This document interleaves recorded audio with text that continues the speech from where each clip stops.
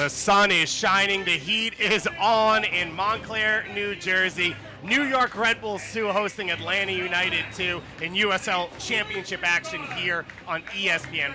David Goss and Mike Grella joining you for this one. It should be a fun one. These two teams, their second time facing off this year. For New York Red Bulls 2, drama midweek at Bethlehem Steel. A massive comeback to win late 4-3 on the road. On the flip side for Atlanta United 2, on the back right now of a 4-game losing streak. And Mike, when you look at this game, two teams that like to play high energy, but the sun's out, it's beaten, the heat is on. Yeah, it's a really hot game here today, so it'll be interesting to see how they play. I know Atlanta likes to open up and play possession, but Red Bull like to press, so it sets up to be a really nice game. We'll see how the heat affects it, though. When you talk about this possession team for Atlanta United, the big star name on the starting lineup today, Andrew Carleton. Yeah, Andrew Carleton, a name we've heard for a few years now. He played in 6 games last year, started 2 for Atlanta United, and we'll see what he can do here tonight, but a really exciting player to watch. Looking to get himself back on track here, still just 19 years old. On the flip side, when you talk about young players for New York Red Bulls too, John Tolkien making his second ever professional soccer appearance, had an assist midweek. Yeah, John Tolkien, a guy that Red Bulls too are really excited about. He's a really intelligent player. He can do a lot. They really don't even know where his best position is yet because that's how well-rounded he is. John Tolkien right now has played, as you said, as a 6 midweek, coming off the bench, had an assist in his first ever USL appearance, and now he's starting at left back for New York Red Bulls 2 in this one. Heavy changes for both sides, but deep rosters for both teams as well, including Tom Barlow, the leading goal scorer for New York Red Bulls 2, on the bench, coming off 2 goals and assists against Bethlehem Steel. We've got some great soccer action coming up for you next here on ESPN+.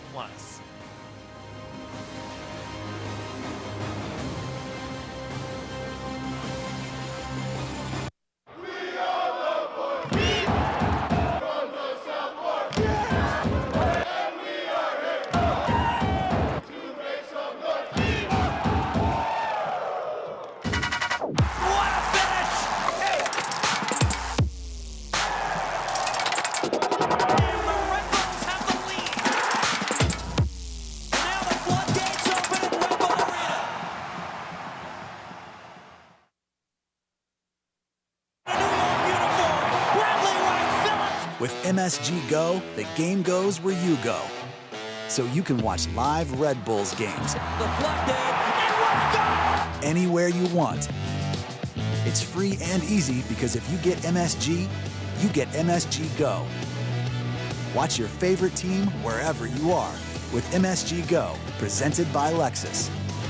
Download it for free where you get your apps.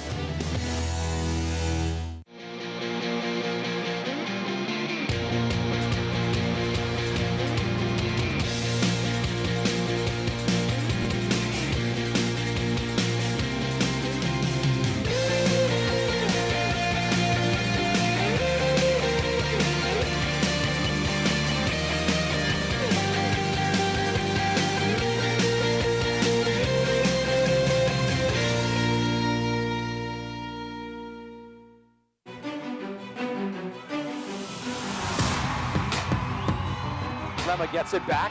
He will take a strike. Played in. Laurel gets a hand to it. Denied by Laurel from point blank. He's standing on his head right now. Marcus Epps finds some space. Barlow putting it in, back of the net. No slowing down, number 74. New York puts the exclamation point on this one tonight.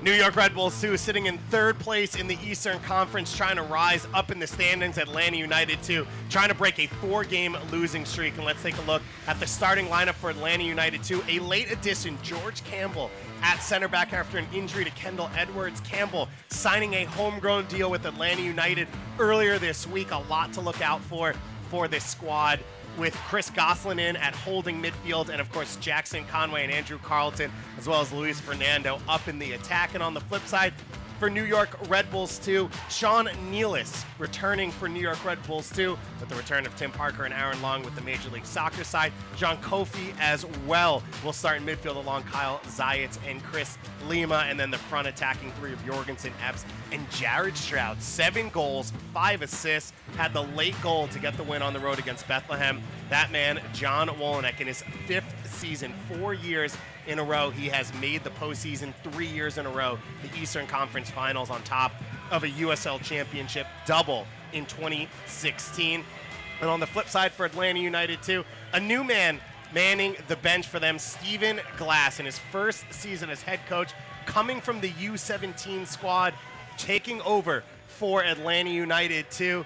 And when you look at this, Mike, for Stephen Glass, connecting the academy more to the USL side, knows these players as young players, knows the system well, and now trying to get them into their pro debuts. It's like we spoke about earlier. It's not something that just happens overnight. It's difficult to put a team together and get them to be coherent with what you want and who you trust and the players that you want to play and the way that you want to play. So we'll see how it gets going in the rest of the season. Obviously, this season hasn't been such a great start for them. Our head official, John Fremont, gets us started here. Atlanta United 2 in their black kits with the 5 red stripes on them. An early start here for New York Red Bulls 2, and they almost break through in the opening seconds. Atlanta going right to left on your screen. New York Red Bulls 2 in their gray tops with red shorts going left to right on your monitors for this one.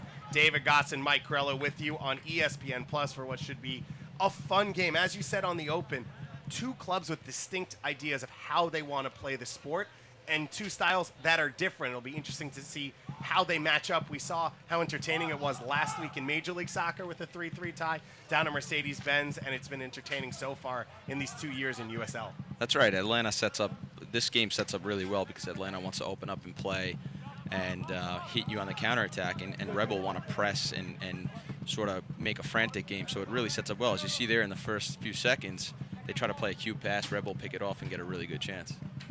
Jared Stroud right now running high on confidence, coming off a big game against Bethlehem Steel. And as we said, Tom Barlow right now 4th in the Golden Boot standings in the USL Championship as that one flies out off the foot of Rashid Nuhu. Nuhu making his 2nd ever USL Championship appearance. John Tolkien at left back as well, making his 2nd ever appearance. Tolkien just 17 years old. It'll be a good battle for Tolkien against the big name of Andrew Carlton out there on that wing as Gosselin puts the press on. Chris Gosselin, one of those early 5 homegrown signings by Atlanta United in their first ever year of existence. George Bello, a part of that group, as well as Lagos Kunga. Bello struggling with injuries this year. Kunga on loan with Memphis right now in USL. Really good pass from Tolkien there. Really intelligent. Little back heel pass. You talked to John Wolyniec about him before the game, and one of the things John said was he's confident. He's brave when he trains with the USL squad, when he trains with the first team.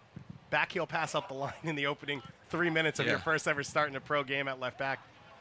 Pretty ballsy. Yeah, well, usually when you hear about a guy like Tolkien and you hear about his qualities, about how he's so good with the ball and can see passes and can see things coming, high IQ soccer player, you don't necessarily hear, those don't usually go with the words brave, right, and wants to tackle and wants to work hard, but he can do that stuff too, so it just speaks to how well-rounded he is. Great run there from the center back, George Campbell. Campbell, his 12th appearance in USL Championship this year, signing that homegrown deal. That deal will go into effect in January of next year, so still with this USL group until then. And of course, we'll play much more USL minutes after that as well as he starts to get settled. Miles Robinson, though, a good example of a young center back who got minutes with Atlanta United 2 last year and now has become the full-time starter in Major League Soccer. Conway in a foot race with Nealis. Nealis able to get there first and plays it back to Nuhu. Sean Nealis starting at center back alongside Preston Kilwine. Jordan Scarlett not getting the start in this one as Epps now puts some pressure on. Cross comes in and Jorgensen just can't get to it. Awesome bit of play there. They get the ball, they advance it quickly. It looks like exactly what Red Bull 2 want to do. They get the ball wide to Epps. Really good pass across the box, and Jorgensen just a second late. Marcus Epps manning that right side once again for New York. We talked about it last week. The stats have not been there, but the performances have. for Epps. And when you look at this Red Bull 2 team, one of the top 5 scoring teams in the USL Championship, clearly what he's doing is enough for this team to get victories. Yeah, I like Marcus Epps. I think he's done well. I think his intentions are always there. I think he's put some really good crosses in the box. His final product sometimes could be a little bit better, but this is why he's getting all this experience and another professional year under his belt. Very important for him. And I think, like I said, I really like where he's going and what he does and what he brings to the game. Free kick coming for New York. Chris Lima standing over this one. The left-footed Spaniard going to serve this one in. Nealis and Kilwine up in the box as options. It's knocked down in the box. Awesome service, though. Dylan Costanera back in his native tri-state area, a landing New Jersey native, and he gets his hands on that one. Costanera playing at Columbia University alongside former New York Red Bull 2 star Andrew Tenari. Columbia University has become one of the powers of the Ivy League under Kevin Anderson over the last few years. Dangerous turnover here for Atlanta. Ball clipped in. Stroud tries to bring it down. Space for Stroud, and the shot's blocked out to the feet of Carlton.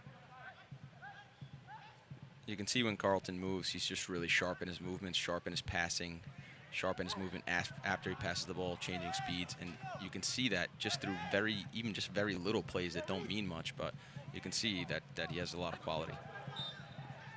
And it's so hard for everyone to judge young players, like where they'll fit in, what their levels are. But one of the simple things when you watch soccer is some people move like a soccer player and some people don't. Like from the opening jump when you watch a player play, you can kind of feel it. I mean, I'm not sure if I'm one of a few, but I can normally tell right away if a player is moving the right way or what position he should be in. Or to me, I mean, that's the first time or second time he's touched the ball, and you could just see he's got a really soft touch and a really good movement about him as a player. Another dangerous turnover for Atlanta, trying to battle through it here. Lawrence Wyke clips that ball up the field. Foot race now. A chance for Luis Fernando, and Nealis able to recover and get back in and win it. And then at the end, the Massapequa native draws the foul deep in the corner. Some good bits of soccer. You wouldn't know that it's 90 degrees out there right now. We've had a really fast start to the game. Nealis has started really well and defended really well.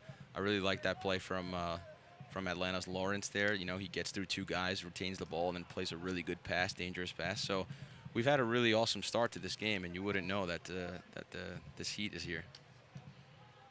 Except for the sweat dripping down my entire body right now. I'm trying to hit weight for my boxing match tomorrow, so my bout. So this is really convenient for me. I don't have to wear a garbage bag instead. As Kofi heads that one wide. Conway brings it down. And Carlton now back on the ball. Andrew Carlton pressured, able to force the turnover. He recovers it back off the foot of Epps. And now Carlton, the big switch of the field. Conway's in an offside position. Yeah. He knew it, too, when he looked over. Yeah, it was offsides, pretty clear. Carlton there does a little bit too much in the midfield, gets it taken from him, but great response, good attitude, gets the ball back, and plays a pretty dangerous pass. Nuhu takes this one quickly. Rashid Nuhu out of Fordham University, originally from Ghana, was drafted by the New York Red Bulls in the 2019 Super Draft, had trouble with his visa paperwork getting available for this team, has made 1 start already in USL Championship action, but a young goalkeeper that the New York Red Bull organization is very excited about. And of course, when you're from John Wolynick's neck of the woods at Fordham, you always get a shot. I'm not sure if that's necessarily true, but it does help. Janos Luba as well, a Fordham grad on this team. Epps with some space now to line up the shot. Curls it off the crossbar. Now Jorgensen back on the ball. He cuts one into the box, and it's cleared by Dakis. What an opportunity. The first big one from Marcus Epps, and now back the other way. End-to-end action. Carlton looking through for the feet of Fernando. Some great soccer, as you said, early on here. It's just awesome stuff. Awesome start to this game. I didn't think we would get this with the conditions, but it's been great. It's been end-to-end. Jorgensen in an offside position here. The young Dane just going a little too early, but Mike, this was something that Coach Wolynick really likes about Matthias Jorgensen is how much he wants to stretch the back line and use his speed to change the game. Yeah, he's always looking to run in behind, and it's really good when you have someone like that because they stretch opposing defenses out. Even sometimes if he makes 5 or 10 runs and doesn't get the ball in those runs, he's really stretching the other teams out. He gives the center back something to think about because natural reaction to that is you need to drop and respect his speed and respect his run. And when he drops, it leaves spaces in between the lines for other players to play in. So it's really effective to have a player that runs in behind the lines like that. And for a guy like you, similar to Jared Stroud, who wants to come in off the wing, create, score goals, that gives you that extra foot or two when you come in field before you hit those center backs. In my professional career, I always loved playing behind the striker or around the striker that would stretch the lines and run behind a lot because it always leave me, guys that want to play in between the lines, a lot more space and time on the ball. Jorgensen lays this one back, knocked away there by Wyke. Now Kofi back on the ball, and a foul will go in favor of Atlanta United too. Atlanta United coming in at 3-9-4 on the season, 15th in the Eastern Conference with a negative 15 goal differential. They've only won one game on the road all season, but a young team still looking to find their feet. So much talent across this team, and a team that lost 3-1 to New York Red Bulls too at home already this season, but created a lot of chances in that game. And Coach Wolnick said coming into this one, they're a team that can hurt us. Yeah, and I think it's really important as a young player or as a soccer player, every single day you need to wake up in the morning and challenge yourself to try to be better. And so this is just another opportunity to be better. I know their record and their season hasn't been great, but I think a lot of them understand that this is another really awesome opportunity to play against a good Red Bull side and get better at their trade.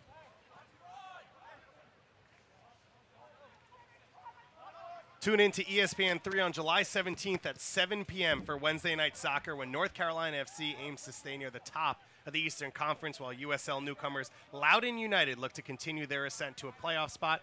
See it on July 17th. That one 7 p.m. on ESPN3.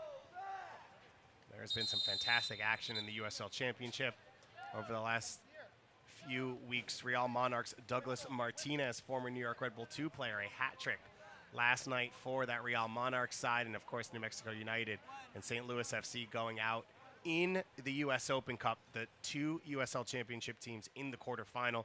Fantastic performance from those two sides.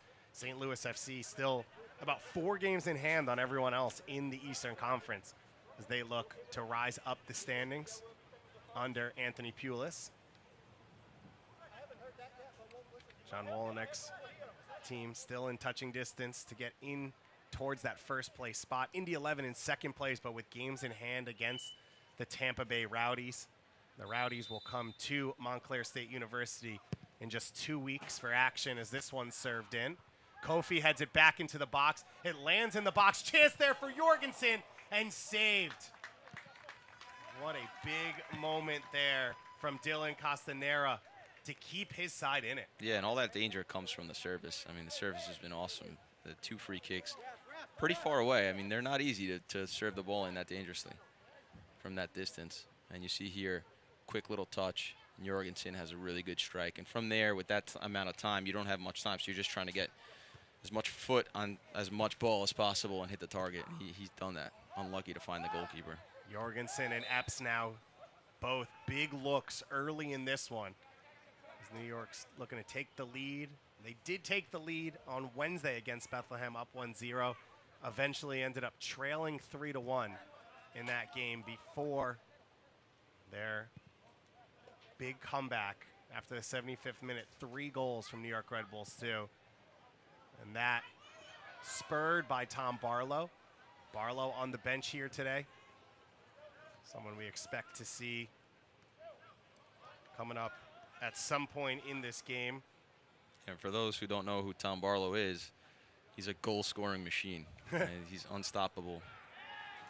Space here for New York, cut back and knocked away by Dacus. And now Atlanta United too.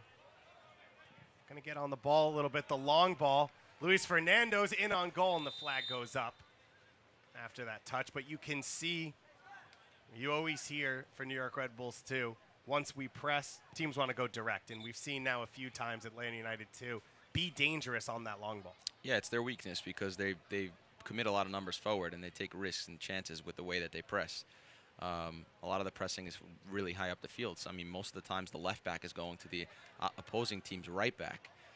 So when that happens, it leaves a lot of space in the back line. The back line has to cover a lot of space and shift very quickly. And with the direct ball, sometimes you don't have enough time to do that. Campbell with the left-footed ball out to that left side. Good header flicked on there. Big switch for Carlton. Carlton 1v1 now with Tolkien. Andrew Carlton on the ball, trying to get to his right foot. And John Tolkien blocks the cross. Yeah, good attacking, good defending. I like the natural width that Atlanta has in a lot of these plays, you know.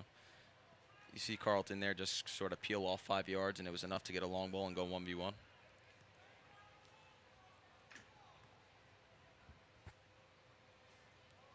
It'll be a throw-in coming here deep in the half. Brandon Claggett making his pro soccer debut, just 17 years old.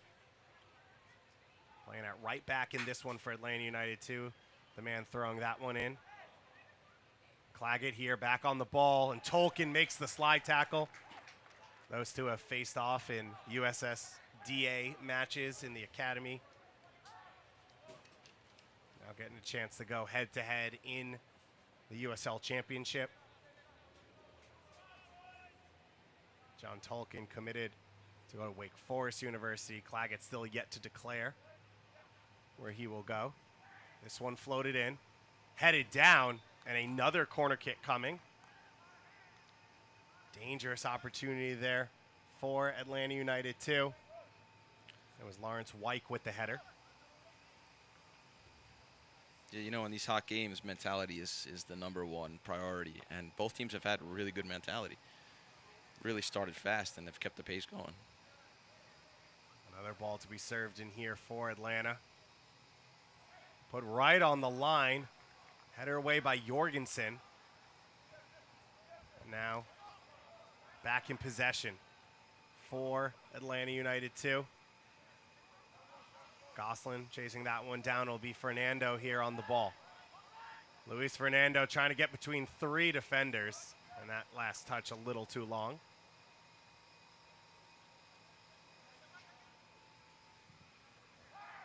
So a good spell there for Atlanta United to take off some of the pressure early on here. John Tolkien in preseason with the New York Red Bulls MLS side down in Florida for much of preseason. Had an injury coming out of youth national team camp, so not able to continue early on, and finally working his way back in as Jorgensen puts on the pressure, and now Campbell able to clear his lines. An early commanding performance for George Campbell here. Tolkien steps up and wins it. Stroud with some space. He looks into the feet of Jorgensen. Jorgensen trying to find a teammate, can't find Zayats, and now a chance to break here. The Panamanian Guillermo Benitez on loan from Panama. Starting out at that left back spot for this Atlanta United 2 team. Big switch from Tolkien into Epps' feet. And the tackle won by Dakis. Yeah, Oh, what a ball there from Tolkien. I mean, he played another one down the line earlier, down this near-sided, on the near side of the field. That was just perfect, and he just played another one that was perfect. He's done a back heel. He's tackled people. He's defended well. Epps' cross comes in. Stroud brings it down, cuts it back. A teammate finds it, and New York Red Bulls 2 finally have the breakthrough. Great finish. Chris Lima crashing out of midfield, set up once again for the 6th assist of the year by Jared Stroud, and New York Red Bull 2 have the lead.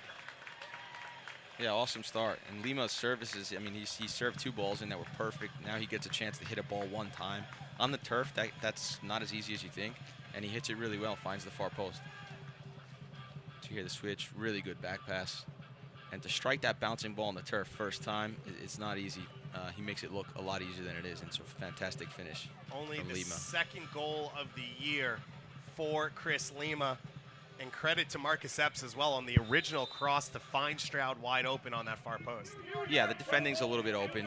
I mean, he was really wide open on the far post, but to give him the ball there and for him to know, for Stroud to know that he's going to cut it back and the finish, really good stuff. We'll see how Atlanta responds to this. New York Red Bulls too. Finally get the goal.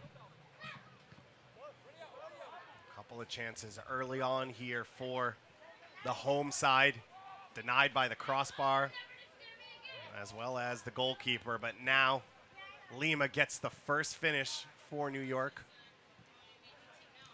These are two teams different in the stats when you look at Atlanta United too, one of the best defensive teams in the USL Championship, but they are tied for last on goals scored. And on the flip side, New York Red Bulls too, the fourth highest scoring team in the league, but one of the worst defensive sides in the USL Championship. Epps now coming across, beats three. Claggett able to get a touch to it, but not enough. And Tolkien up the line again for Epps. Now Epps to serve from the left side. Stroud shot is blocked, and then he taps it in. Goals just a minute apart. New York Red Bulls 2 off and flying. Another good finish. You know, the first strike is really good. It knocks down to him, and then he really calmly puts that away. Good running. Epps really kind of creates that goal in the midfield for me. And it looked like Stroud was going to stop and make a penalty kick claim, but he kept his head here and just places the second one in the back of the net. You dream about those. That one just kind of sat down, right down for him, and he just gets to pass it in from 6 yards. Really good build-up play, though. Marcus Epps goes past two players in the midfield there and really opens up the field. Then I really like that pass from Tolkien. There's so many other things you can do with the ball there, but he plays the efficient 5-yard pass, the right pace, so that his teammate can cross the ball better. And it looked like he was maybe going to line up that clip ball to Jorgensen on the far post, keeps it to Epps. Marcus Epps does not get an assist on that play, but did create that opportunity. And the New York Red Bulls, too, are on parade here. They're running out of the Bulls in the middle of July. 2 goals. So in about the last 35 minutes of soccer, New York Red Bulls 2 have played. They've scored 5 goals in the run of play. Yeah, they've played well. And like we were previously talking about Marcus, you know, he doesn't get an assist or a goal, but he's already clattered the bar. He's gone by a few players. He's got the ball now again. Gets to the end line, cuts it across, and no one can get a touch to that one from either side. Stroud runs it down. 1v1 here with Claggett. Stroud lays it back for Tolkien. Tolkien serves it on the far post, and it's 3. New York Red Bulls 2 exploding here at MSU Soccer Park. 3 goals in 4 minutes of action. Sean Nealis with the goal there, the big center back. He's still in the box. I'm not even sure why he's in the box or how he gets there, but really good service again. And really, I mean, he's just that's too much space for a big like that to be alone in the box, and he knocks the header down. That's why New York Red Bulls 2 are one of the highest scoring teams in the USL Championship. Over the last 5 years, they have set records in the regular season for the amount of goals they've scored. And Mike, this team rampant right now. Yeah, if you don't match their intensity and their mentality, you're going to be in for a long day, and I don't think Atlanta has done that. On the flip side of that, defensively, they just haven't been good enough. It seems as if they're disjointed, and the guys in the front and even the midfielders looks like they're leaving their back line out to dry a little bit. It seems there's a lot of space, and there's no coherence in the way that they're defending. And you think about how much time Tolkien's had now the last 5 minutes to make his decision or serve the ball.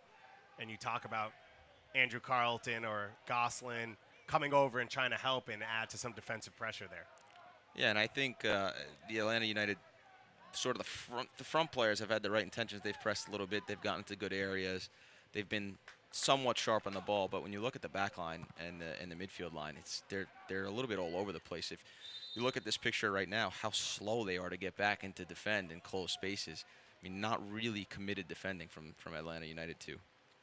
Fans, you can follow New York Red Bulls 2 and the rest of the USL Championship all season long on ESPN+, home to USL, MLS, UFC, and more. Join the over 2 million sports fans who have already discovered ESPN+ and watch the championship live every week. Sign up today at ESPNplus.com.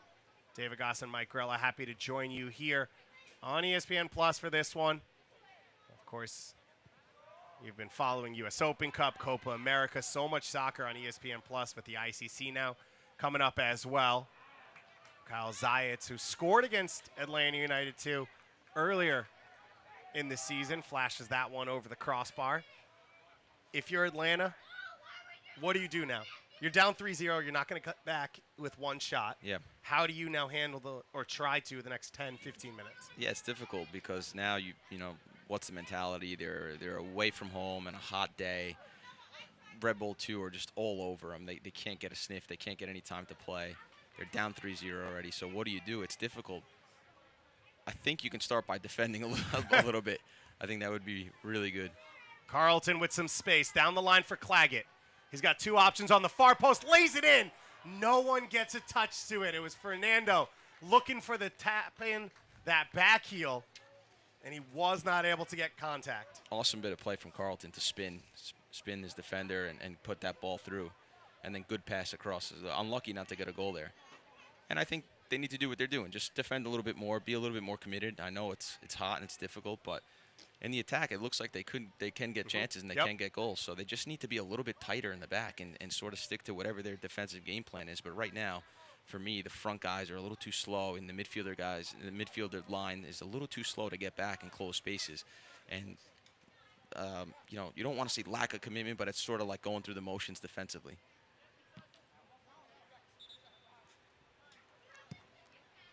New York Red Bulls 2, a 3-1 win over Atlanta United 2 down in Georgia earlier this season, leading 3-0 here.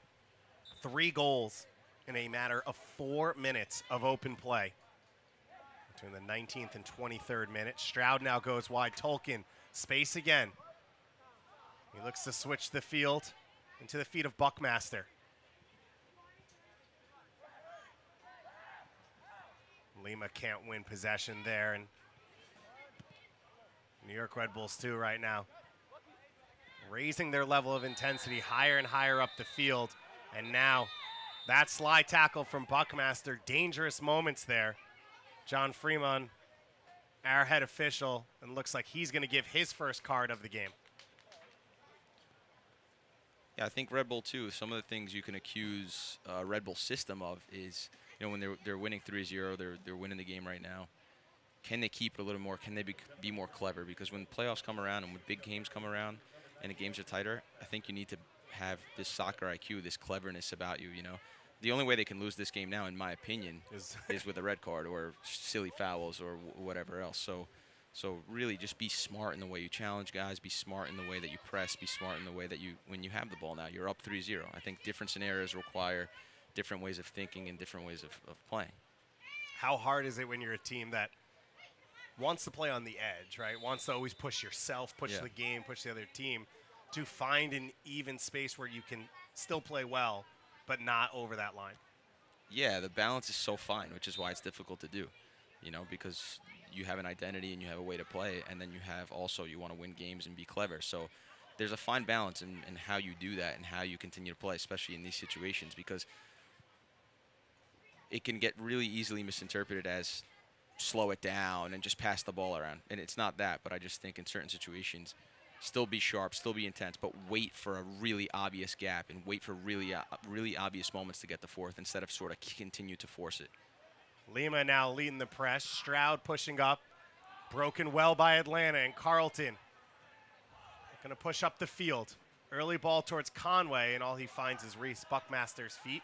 I think Conway, there was a huge misunderstanding there. Carlton back on the ball, and Tolkien comes over to win it. Carlton and Conway were on different pages there. I think Carlton wanted Conway to check in there, and it would have been a really good bit of play if he steps off the back line there. If Conway steps off the back line there, can turn in that really dangerous spot and either run at the back line of Red Bull 2 or play the overlapping run or have a shot. But he just continued to run. With the heat we have today, we will have hydration breaks in this game. I believe right now there's a bit of an injury being looked at. It looked like the head official waved on the trainer, but now both teams are going over, so it will be a hydration break for this one. David Goss and Mike Grella joining you here on ESPN Plus. New York Red Bulls 2. 3 goals, in 4 minutes And Mike, when you take a look at this one, it looks like a full game highlight reel, except it all happened in 4 actual minutes. Yeah. First goal, Really good finish. third goal here from Sean Nealis. Yeah, really good finish. From there, I mean, he's the big center back. I mean, he couldn't see anything better. He just knocks it down and gets it in for the third goal in such a short amount of time. But Atlanta United, too, they just fell asleep for a little while, and that's all it takes for Rebel to really get after you. It's just a few minutes where you're not really into it, you're not really committed, you're not really closing spaces, and that's really it. And Rebel, too, everyone knows this, that once they get one, that's when they're the most dangerous. Yep. Because their energy raises and they're going for the second one, and you're a little disjointed. So you've got to really be careful after they score the first goal, because those moments are critical. And Atlanta, too, didn't take care of those moments the right way, in my opinion. Our fans hydrating as well. Make sure, of course, if you're in the area, coming out to MSU Soccer Park. Some great soccer being played, one of the highest scoring teams in the country. Tampa Bay Rowdies will be here at 7 p.m. on July 26th, a Friday night game, dollar hot dog night, and you will be watching 2 of the 3 best teams in the Eastern Conference face off. That should be a very good one. When you look at John Tolkien coming into this one, the question is, can you be a highly technical but maybe not outstanding athletic left back? Absolutely. Is that something that you see in the game? Absolutely, no question about it. My favorite kind of players are intelligent players that they're a step ahead and they can see situations coming, because you don't need to be so athletic if you're smart. If you're smart and athletic, it really does help. And it's not to say he's a professional soccer player, so he is an athlete. And but for me, how fast you run and how strong you are is second or third, as opposed to what your soccer IQ is, in my opinion. You can get updates and alerts all year long by following your club on ESPN.com. Search for New York Red Bulls 2 and Atlanta United 2, and then click the follow button to keep up with the latest news and scores. Plus, get reminders on the next home matches. Go to ESPN.com now and click follow for your club. I agree with you, Mike. You always want high technical players, but there are some positions where you just need something. Maybe it's speed, maybe it's strength at center back. You know, as smart a player could be, it's hard to find a center back who's 5'6". You know, like, there are a few things you just need to check off. The question is at fullback, if you need to have that speed to match opponents or to change the shape of the field when you fly forward. Yeah, we spoke about, I think it was last week, you know, the fullbacks are really, really important. Traditionally, you'd think your fullbacks are guys who are just going to tackle and defend. Mm-hmm. But in the modern game, fullbacks are guys like Danny Alves, guys that are super technical and super smart with the ball. And you can see Tolkien has a lot of quality with his left foot, and that's why he's so valuable at that position. 2 balls on the field right now. George Campbell having a fantastic first year in the pro game, but that might be a step too far for him to try and play. Campbell, the 6th homegrown signing in the history of Atlanta United, signed that deal just 4 days ago on July 9th. It'll go into effect on January 1st. He made his pro debut in March against the Hartford Athletic. Hartford Athletic making their Dillon Stadium home debut as they are finally ready to move into their permanent digs in Hartford, Connecticut. Jimmy Nielsen's side has had a tough start to their USL Championship existence, but that's the start for a team. Get that home environment, make your home games a fortress, and then you can start to build on that as you move forward. Yeah, Atlanta United, too, is for sure, they're looking big picture. They're a club and a team that'll be around for a really long time, and they've invested a ton of money into the program. So they're certainly looking at big picture, and they won't let 1 or 2 seasons, they won't take it too seriously. Gosselin clips this one into the far post, headed down. Nuhu, the first one to it. And you talk about investment. Their training facility, the largest in Major League Soccer, the largest in the country, and one of the nicest facilities around the world. And these young players get to train there. They get to train alongside the MLS squad. So you get 15, 16-year-olds going in and playing with Joseph Martinez and Leandro Gonzalez-Perez. It's a pretty good learning experience to work under Frank DeBoer as a high school kid. Absolutely. You couldn't ask for anything more. And it just goes to show you where soccer in this country is going. It's incredible, the advancements that it's made and the investments that they've made in it. Some of the stadiums and how they fill out. It's really been an amazing an amazing increase in interest and an increase in money spent, and you know, soccer in this country is for sure going in the right direction. Andrew Carlton and Chris Gosselin, 2 members of the USU 17 national team program that went to the quarterfinals in India at the last World Cup, part of what many hope is the next generation of the U.S. national team, like Tyler Adams and Weston McKinney. This one's clipped over. Now on the hands of Nuhu. Of course, Tyler Adams, the first ever signing in New York Red Bull 2 history. That's a pretty good inaugural player to start out with. Carlton jumping on that Nuhu throw. Not able to keep it inside the lines. Yeah, I remember meeting Tyler Adams in one of our team meetings. He walks through the door, this scrawny little guy, saying that he's going to leave high school and not go to college, and he's going to you know, play at the USL level and get himself into the first team. I just remember thinking that he was crazy when I first met him, and he's been everything opposite since my, you know, first meeting him that day in the meeting room. He is just a fantastic person, fantastic kid, and one of the best soccer players you'll play with as a teammate. A guy that every young soccer player can learn from, the way he trains, the way he acts, and the way he performs. I've heard a lot of stories about his soccer brain. Like, there's a story that in one of his first ever MLS starts down in Orlando, his man scored on a set piece, and he ran over, I think it was to Jesse Marsh at the time, right after, and Jesse goes, "It's okay," and he goes, "Yeah, I don't care. I think that our formation's wrong, and we're losing the midfield battle." And it's like, you just basically made a mistake to give up a goal in one of your first games, but you're talking about the big picture. Yeah, he immediately really believed in himself from day one, and he's a confident guy. He knows what he's doing. He believes in his ability, and he's got tremendous abilities as a soccer player. That ball dies right there at the feet of Castanera, but he's able to recover and get it out. Now ball over the top. Conway can't bring it down. On the flip side, for a guy not like Tyler Adams, who, let's say like Andrew Carlton, where it maybe has stalled a little bit, but you're still talented, 19 years old, what would you advise to a coach or to that player themselves to maybe get things going in the right direction again? For Carlton? Yeah, or a guy like that. Guys like Carlton, for me, are difficult. I was almost a guy like him in terms of he's technically gifted. You don't really know what position he fits in best. And sometimes players like that can be frustrating because he can be a world beater in some games if things click and go his way and he gets time and space. And in other games, I think players like him can be frustrating because if they're not getting the touches and they're not getting the ball in the correct spots, they don't really add too much else. So players like that need to be nurtured and managed the right way for sure. I think they're mentally very delicate, and because they're such creative, smart, technical players, you really need to keep an eye on them and try to get them as to be as effective as possible. You were at a big club in Leeds that spends money to bring in attacking players ahead of you, and you see that. Oh, yeah. What was there ever a moment where you're thinking this isn't going to happen, or how do you continue to fight along and try and earn playing time? It's difficult, but you need to believe in yourself, and you need to continue to work every single day, and you need to understand as a young guy that the world doesn't start and end at Leeds United or any club, really. I played for over 10 clubs in my career, and so you move around a lot. So you need to invest time and belief in yourself. And, you know, of course, every single day at Leeds, they've got so much money, and they brought in so many different players. And you start to get frustrated, and it's difficult to get into the team, no matter how well you do sometimes. But you need to keep your head down and continue to work and just believe in yourself, believe that it will happen, because it will.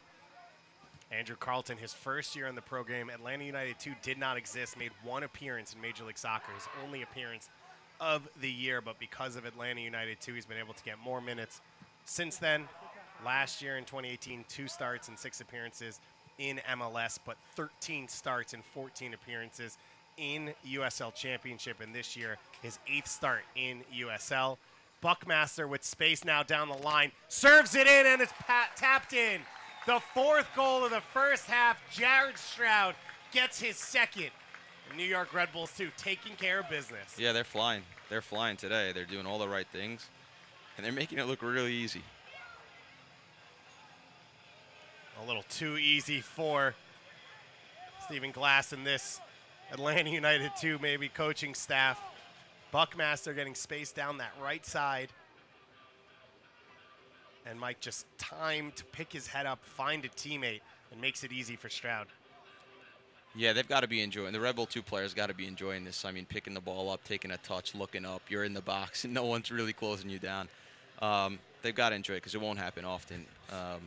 And yeah, but still, you need to have composure, and you need to have the right weighted pass, and you still got to finish it. So credit to them. It was a good goal.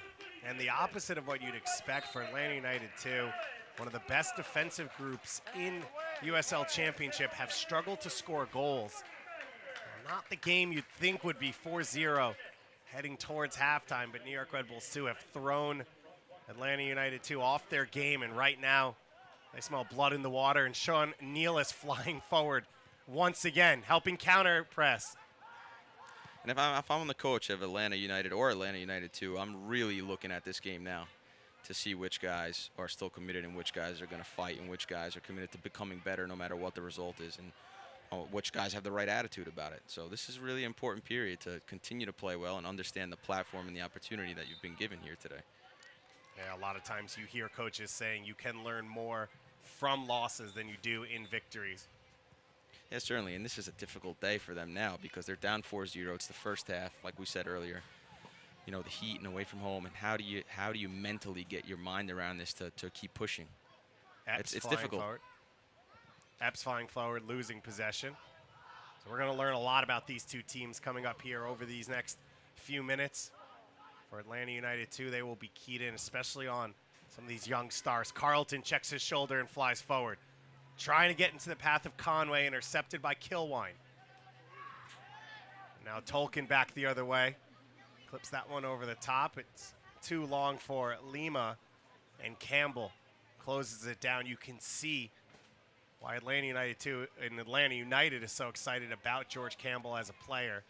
As Stroud's ball is knocked away, Dacus clears it. But for George Campbell, you see he's two-footed, comfortable on the ball, the size to play center back, seems to read the game fairly well as well. Yeah, no, he's done okay considering the scoreline, but he's been left to dry on a few occasions. But yeah, it's difficult to talk good about a defender when they're 4-0 down in the first half. Not an ideal situation, but George Campbell, a long professional career ahead of him, was committed to go to Wake Forest as well. Instead signed the professional deal. Tolkien, as we said, committed to Wake Forest. Played good soccer at Wake Forest, not like some of the other ACC schools, like, you know, down in North Carolina and stuff like that. Shot here from Epps goes over.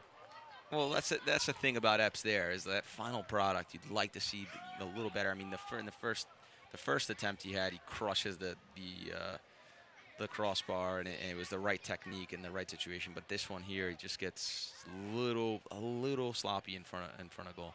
But certainly, yeah, I played against Wake Forest a few times myself, and they play very good football. Always a tough team to play against. Of course, when I was at Duke, we beat them a lot.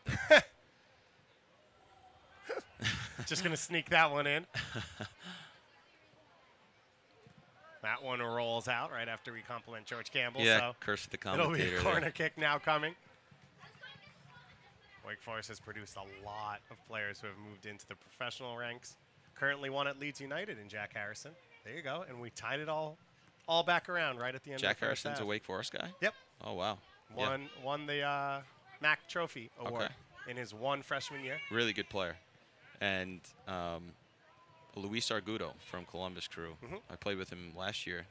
Wake Forest guy. Really technical, quick guy. Good player. It's a running theme here with these Wake Forest guys. Knocked back here. And Atlanta United, too. It's going to be a long road here in the second half. But New York Red Bulls 2 trailed 3-1 Wednesday. And they were able to come back and win 4-3 in this game, especially with this heat and the way some of these young players can turn on and off. You never know what's going to happen. Yeah, certainly. 3-1 down away from home in a tough place. Red Bull 2 was. And they come back and win the game 4-3. I think they scored their first goal in the 76th minute, and they scored the third of that comeback in the 88th. So it can happen. I mean, and we saw so many goals here in the span of only 4 minutes. Yeah, 4 minutes at one point. So it can certainly happen. Kofi can't find a teammate there. Jean-Christophe Kofi coming back from an injury, able to return to the lineup here today. Tolkien lines this one up, and his shot not able to get around it. It'll go out for a goal kick. You can see everything New York Red Bulls likes about this young player in Tolkien. The confidence and composure to step up to this USL championship level, and the technical quality to clearly play at a high level. Oh, no question about it. He fits right in. And I'll go as far to say as a lot of these guys at Red Bull 2 will fit right into the MLS team as well. We've already seen Sean Nealis here get a handful of starts in MLS. Tom Barlow started the year scoring goals in USL, moving up and playing in Major League Soccer behind Brian White, a former New York Red Bull 2 mainstay. Of course, the success stories of Aaron Long, Florian Vallot, Tyler Adams, Vincent Bezecourt. Been a big part of New York Red Bulls over the last few years. The players that John Wolyniec and his staff with Ibrahim Sakaya have been able to produce. Tolkien there as Carlton slips and the fans enjoy it. Clipped back from Stroud, intercepted by Wyke. And now Wyke will try and earn the throw-in, gets it up to the feet of Carlton. And it looks like that ball may have gone over the end line. Yeah, it's been sloppy from them for sure. Atlanta United 2 have been very sloppy. They had a good start to the game. The game had a little bit of pop to it, but it's certainly gotten away from them now. We enter a minimum of 2 minutes of stoppage time thanks to the 4 goals for New York Red Bulls 2. This one served in by Lima. Headed away at the far post, and a foul against New York Red Bulls 2. The opening goal in the 19th minute from Chris Lima, his second of the year, assisted by Jared Stroud. Stroud scored 2 minutes later himself, originally set up by Marcus Epps, but off a deflection, he loses his assist. Then Sean Nealis, the 3rd goal, the 2nd assist and the 2nd ever pro appearance for John Tolkien on that one, and then Stroud, his 2nd goal of the day. Lots of 2s across the board, but lots of stats when you put up, at this point now, 8 goals in a game and a half of soccer over this week. And when you think about for New York Red Bulls too, man up for over 70 minutes against Ottawa, could only score 1 goal, and now they've rebounded with 8 goals in the next 2 games. Yeah, soccer can be such a funny game. Yeah. Sometimes it's harder to play against less men, but they certainly have gotten their kinks out, and they've scored X amount of goals in X amount of time. It's pretty impressive. The last thing you want to see in a game like this for New York Red Bulls too. It's Chris Lima there holding his left ankle off the back of that tackle from Claggett. What I also see here is that they're up 4. Their Red Bull 2 are up 4-0, and you haven't seen them really. Usually, everyone wants to get a goal and everyone wants to get an assist, and now people start taking liberties. But you haven't seen that. They've stuck to their roles and responsibilities, and they've been very professional about this. What stood out to you the most in this first half on the field? I think just the mentality and the mentality and the attitude of the Red Bull 2 players to continue to press. I mean, it's really hot down there on the field, and they've made it look like it's 60 degrees out there. They've been fantastic mentality-wise. They've pressed. They've been very clean in front of the goal for the most part. If you like goals, you are in the right place. New York Red Bulls 2, the 3rd highest scoring team in the USL Championship. 8 goals over the course of their last 1.5 soccer games, and they've still got 45 more minutes to go. Atlanta United 2, when they've been in possession, they've looked dangerous, so we would be shocked if it ended this way after these 90 minutes. We've got your halftime coming up in just a second. A look around the league, first half highlights and second half action, all here on ESPN+.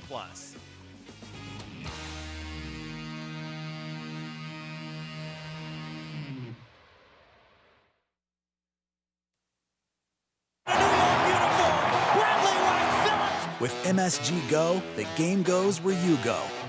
So you can watch live Red Bulls games anywhere you want. It's free and easy because if you get MSG, you get MSG Go. Watch your favorite team wherever you are with MSG Go, presented by Lexus. Download it for free where you get your apps.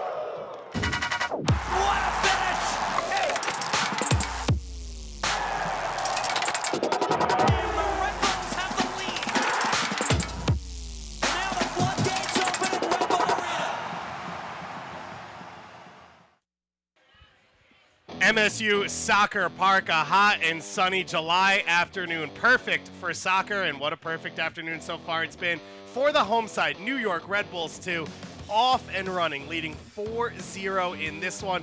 We highlighted a couple of players before this game, and Andrew Carleton going to get his career back on track, still just 19 years old. You've seen the quality all game when the ball's at his feet, the ability to beat defenders, to find his teammates. He clips this ball through for Brandon Claggett here, has tried to set up Jackson Conway one or two times as well in this game. Carleton has shown you a lot of why he's so highly regarded, but still that final product Atlanta United 2 is looking for, and they will need a lot of it in the second half. And on the flip side, John Tolkien, just his first career professional soccer start. He got an assist off the bench at center mid last week at Bethlehem, and today starting at left back. He's got his second assist of his pro career, lines this one up for Sean Nealis. And as this Red Bull coaching staff has said, technical, strong, a brave young player. And John Tolkien has shown all of that so far in this one. A bright young star for New York Red Bulls too. A current star for New York Red Bulls too, Marcus Epps, one of the leaders in appearances this year out of Jackson, Mississippi, what's becoming a bit of a soccer hotbed, went to college at the University of South Florida, drafted by the Philadelphia Union, spent the bulk of his time with Bethlehem Steel FC in his first year with New York Red Bulls, made his MLS debut for New York Red Bulls against Columbus early in the season. He's now appeared in 30 matches in the USL and 35 in Major League Soccer. Epps has set up 2 of the goals already here today. New York Red Bulls 2, 3 goals in a span of 4 minutes. 4 in the first half. What more do we have for you? We've got all your action coming up here on ESPN+.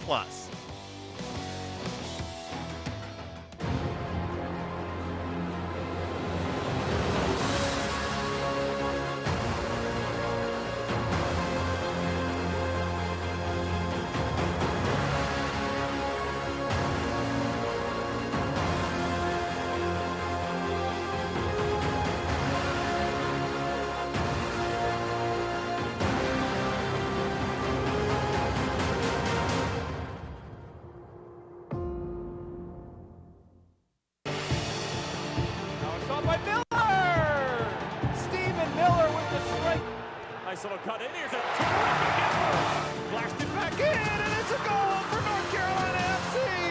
What a rip from Connor Presley as Ben Spees lets one fly and drills it. Zayats the way and in.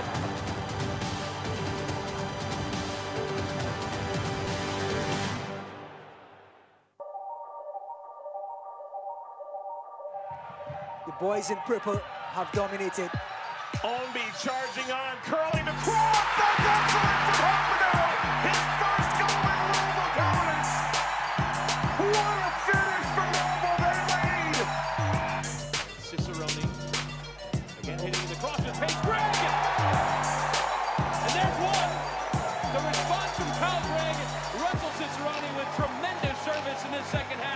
statistically kept unless you're keeping a track on mileage. Does a lot off the ball to draw space for his teammates. Collier weaving his way through. Elliott Collier for the hat trick. There it is! Elliott Collier. It's a great opportunity again here for the Hounds. He goes for the goal. What a shot! What a goal!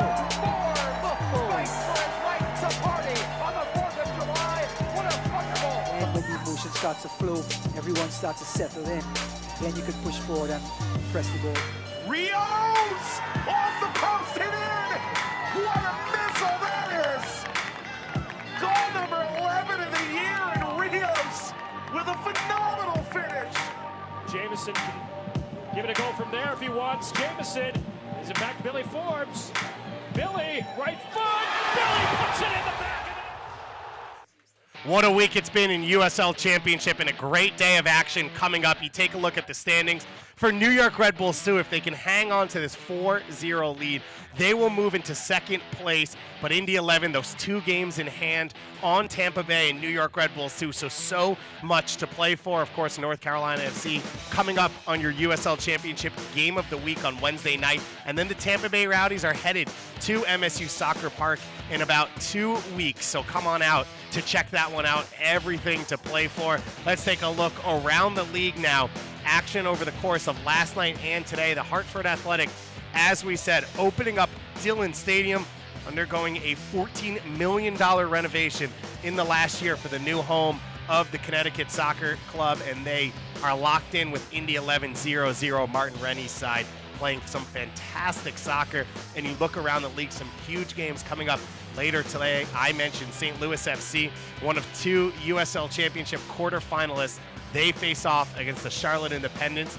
And Bob Lilly's side, the Pittsburgh Riverhounds, they do what they do. They start slow with games in hand and continue to lead and move up the standings. St. Louis FC there with that 2-0 loss to Atlanta United. New Mexico United, they took a 1-0 lead on the road against MLS opposition Minnesota United for the 3rd straight round.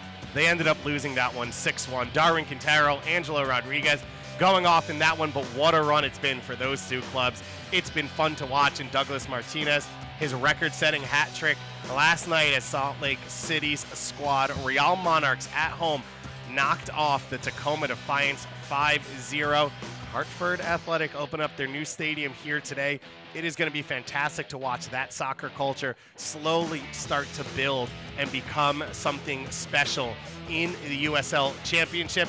Look at stats in this first half. Well, really only one that matters is 4-0 on the score line, but 12-2 New York Red Bulls 2 out shooting this Atlanta United 2 squad. You see the possession numbers fairly close, but New York Red Bulls 2, through their press, through their attack, have been able to create danger at times without much possession against this Atlanta United 2 squad.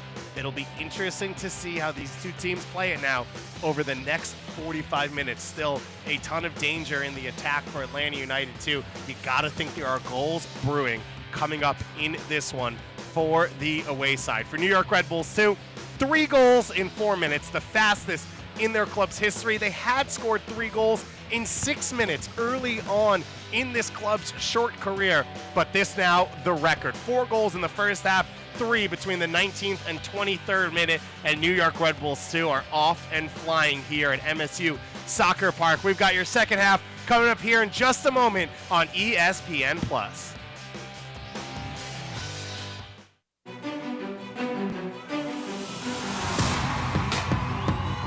Lima gets it back. He will take a strike. Played in. Laurel gets a hand to it. Denied by Laurel from point blank. He's standing on his head right now. Marcus Epps finds some space. Barlow putting it in, back of the net.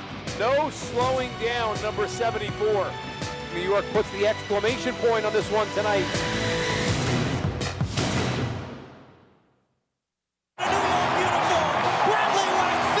With MSG Go, the game goes where you go. So you can watch live Red Bulls games anywhere you want. It's free and easy because if you get MSG, you get MSG Go. Watch your favorite team wherever you are with MSG Go, presented by Lexus. Download it for free where you get your apps.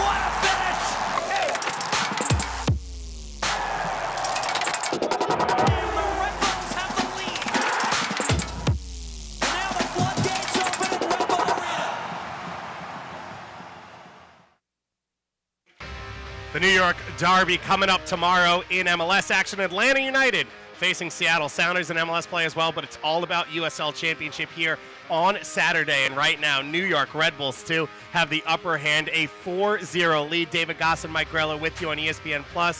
And, Mike, it was a good back-and-forth start to this game, but here in the 19th minute, lazy defending. Jared Stroud gets open. He finds Chris Lima for his second goal of the year, and then New York just explodes over the next 5 minutes. Yeah, it's just there's too much space. I mean, you can see there in the box. You never see that much space in the box, and guys just sort of not being closed down, but really good finish there. Marcus Epps flowing from the right to the left side helps set this one up. Jared Stroud ends up with the unassisted goal, his 8th of the year. Yeah, good cross with his weak foot. Good solid strike, and then gets to pass it in from 7 yards. So Jared Stroud now, this is his first goal of this game, scored late for the winner against Bethlehem Steel last week. And then John Tolkien, 2 professional soccer appearances in his life, 2 assists. Yeah, he has so much quality. He just picked Nealis out there and put it right on top of the big center back's head. And from there, he was never going to miss. Came off the bench at center mid against Bethlehem on Wednesday night, starting at left back here today. Just 17 years old, young John Tolkien sets up the big man from Massapequa, and he gets the goal. And then late in the first half, Reese Buckmaster with the assist, and Stroud gets his second. Yeah, we're talking about that. There's too much space in the box. But look, you still got to pick this pass out. You still have to be composed, and it's still a good finish. Jared Stroud, 9 goals and 7 assists so far on the year. And when you look at what Tom Barlow's done and the opportunity he's earned to play more minutes for the Major League Soccer side, you got to think Jared Stroud's right behind him. You look at the schedule coming up for New York. They head on the road against Memphis. Then that massive match here on Friday night at MSU Soccer Park against the Tampa Bay Rowdies, followed up against St. Louis FC. They head New York Red Bulls to Dillon Stadium for the first time on August 10th. And on the flip side, for Atlanta United, too, a game rained out last week against the Charleston Battery, so they're going to come thick and heavy over the next 2 months for this squad at Birmingham midweek against Charlotte, and then another weekend midweek double with North Carolina and Loudoun United. That Charleston match rescheduled for September.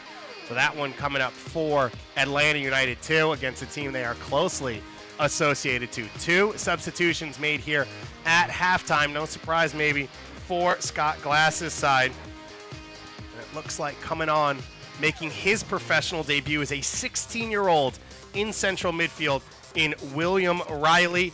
Backup goalkeeper as well, Paul Christensen, in his second year with Atlanta United, coming on the field. Yeah, Christensen, 16 years old. I mean, those are the things you'd see in other countries. You'd see that in England and in Europe. You'd see really young guys getting opportunities on these platforms, and now you're starting to see it in the United States. Oh, sorry. Riley William. Will Riley. Will Riley, sorry. So I'm Red Bulls too right now. You're Atlanta United too. But, you know, my point is that, you know, young guys, 16 years old, getting opportunities on these platforms is awesome. It's a sign of soccer growing in this country. If your name wasn't Freddie Adu, that wasn't something that was happening 10 years ago. Absolutely in not. U.S., Canada soccer circles. Now you look across the landscape and you've got young players left to right across these 2 countries playing the game. Will Riley making his pro debut along with Brandon Claggett here, both out of the Atlanta United Academy. Will Riley, part of the original first class of Atlanta United on the ball here. Gets closed down quickly, and the shot taken and easily saved in the end by Nuhu. I think that's Kofi. Looks like he's struggling a bit. Pretty tough challenge in the air.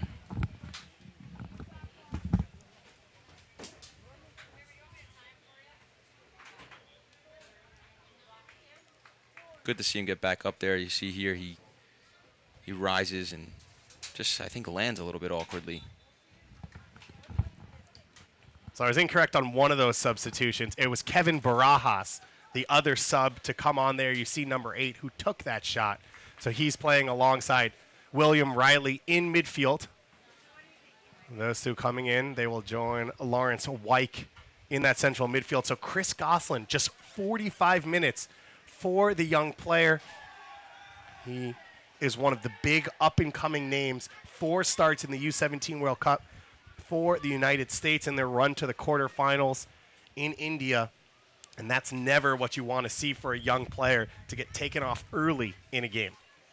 Yeah, you never know how to affect his confidence, and especially the result of the first half. It's going to be a tough day for him, but really, really good way to learn.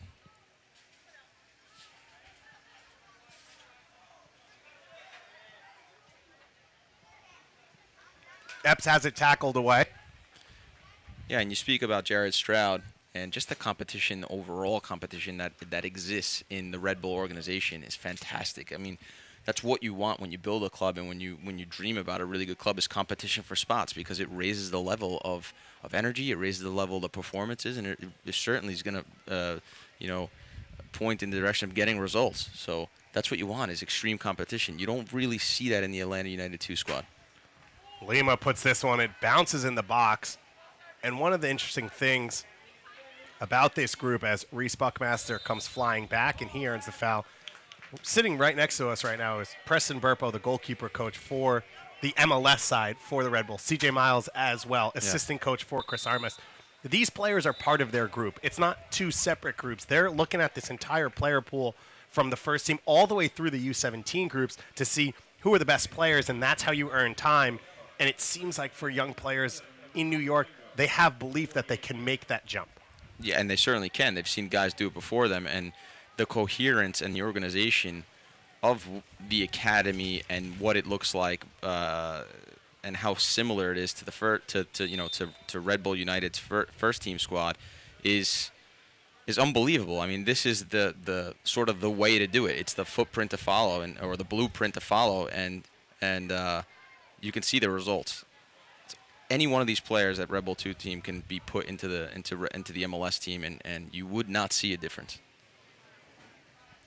And that's how we've seen a lot of players like Brian White and Christian Casares break through as injuries, match congestion, and they're just given an opportunity or run out because there is belief they can step in. And guys like Brian White have earned more time after that. Florian Velo before that. Aaron Long, of course, found his feet really because of CCL and match congestion for New York Red Bulls.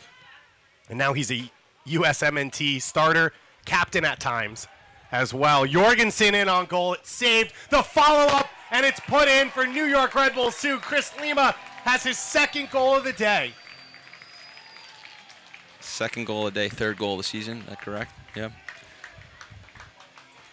This one's all about stats here, Mike, as every player now starting to get their opportunity. And the first goal of the second half goes to Chris Lima. Yeah, really good ball in behind. Creates a lot of confusion. Goalkeeper makes a pretty good save for Atlanta. Good finish. I mean, doesn't have a lot of time or space there, but it is a wide open net. But it's still a goal. You hate to see the game get away from one of the teams, because it makes for a slower, a little bit more boring game. But it's been good. There's been a bit of pop, and you hate to see it be so one-sided, I guess is what I'm trying to say. Well, Chris Lima gets his 2nd goal of the day. Carlton here with a little bit of space flying forward. He's got more options in the attack now after the substitution with Parajas in. The slide tackle made by Nealis. Good tackle from Nealis there. Good interception. Have you played in games where you've been down by a sizable amount? I have played in a few games. When I was playing in Denmark, played against Aalborg. I think that's the correct pronunciation. And I could swear to you, we didn't touch the ball for really long periods of time, and we lost by a sizable margin. I don't even exactly remember what it was, but it was really defeating for me and an eye-opener. And what was the experience like on the field? Are you talking with your teammates, trying to make it better? Or once it gets so overwhelming, everyone kind of just slumps shoulders and does their own thing? Yeah, it's really hard not to do that. And it's really hard not to lose your temper, especially for me. So I couldn't say that I was being a good teammate that day. But unbelievable to see the level of what those guys were playing at. When they just knew when to pass, when to turn, when to do all the right things, and the efficiency of which they played at made it so difficult for us. Dangerous turnover there for Atlanta United 2 off the foot of Campbell. Claggett comes back, and he's able to recover it.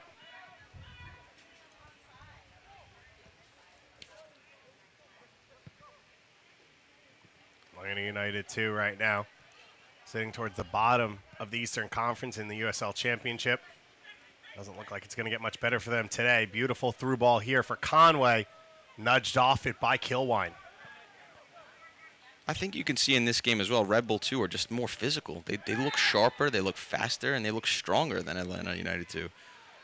In fairness, on average, New York Red Bulls 2 are older than these Atlanta United 2 teams. About a 3-year difference for a lot of players, from guys like Kofi who are college graduates to players like Will Riley at 16 and Chris Goslin at 18. Yeah, I think you could see that.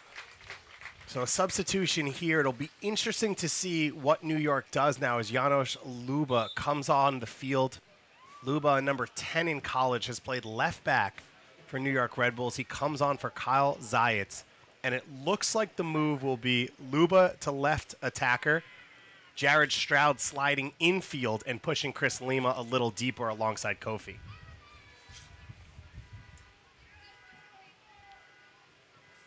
Janos Luba, a good, bright start for him out of Fordham University, has already had 3 assists from that left back position. Yeah, Luba is a guy who, in my opinion, keeps it fairly simple. He's an efficient player, seems to be a really good teammate and a smart player. So he's always fun to watch.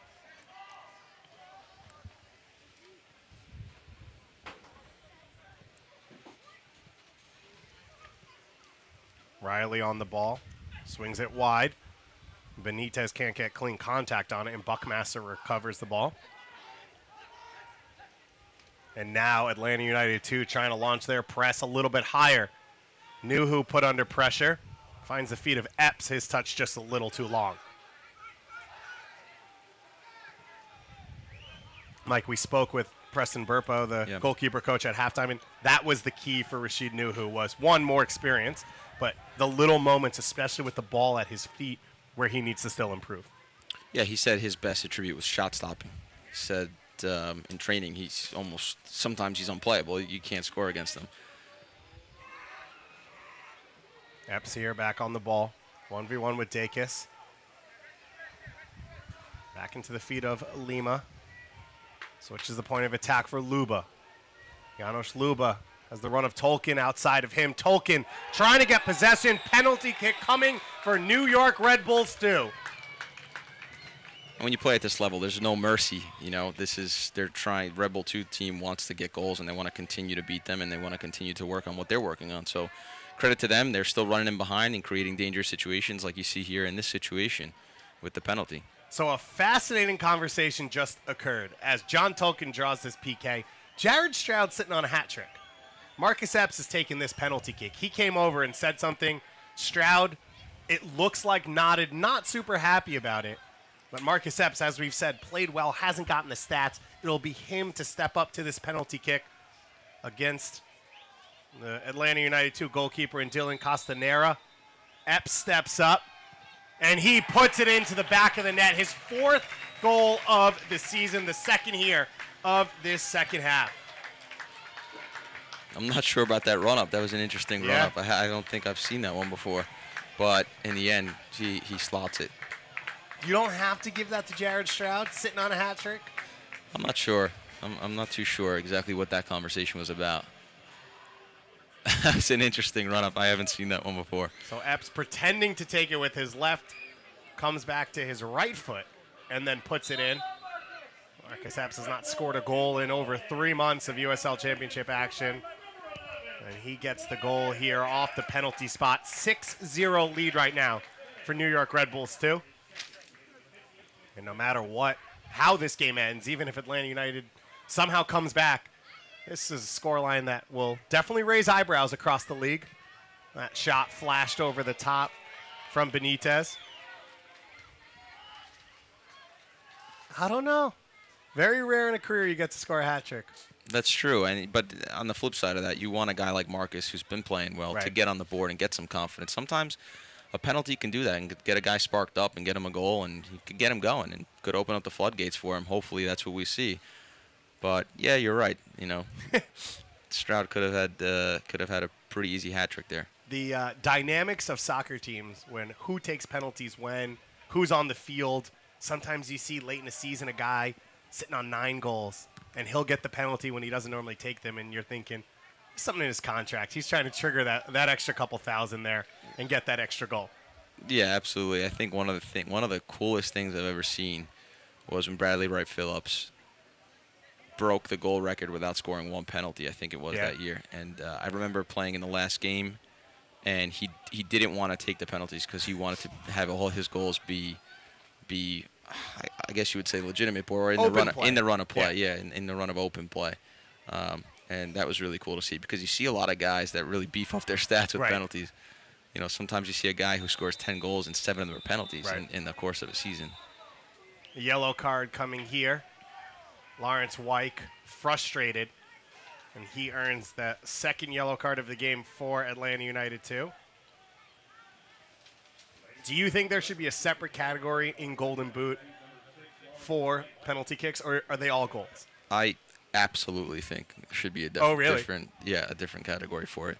Coming from a guy that I didn't really get to take the penalties, I think for sure. Because like I said, you get these guys who beef up their stats with penalties, and you still got to finish it. They're not easy, and especially nowadays, goalkeepers are learning new techniques to be really effective on penalty kicks. Although I have seen now that they are getting more strict on goalkeepers staying on the line.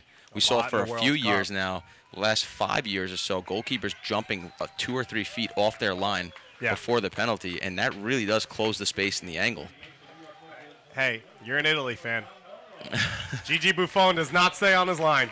He does not stay on his line, and in my opinion, I don't know if he's the best at saving penalties. Right. I remember in the World Cup when they won, he dove the wrong way every single time.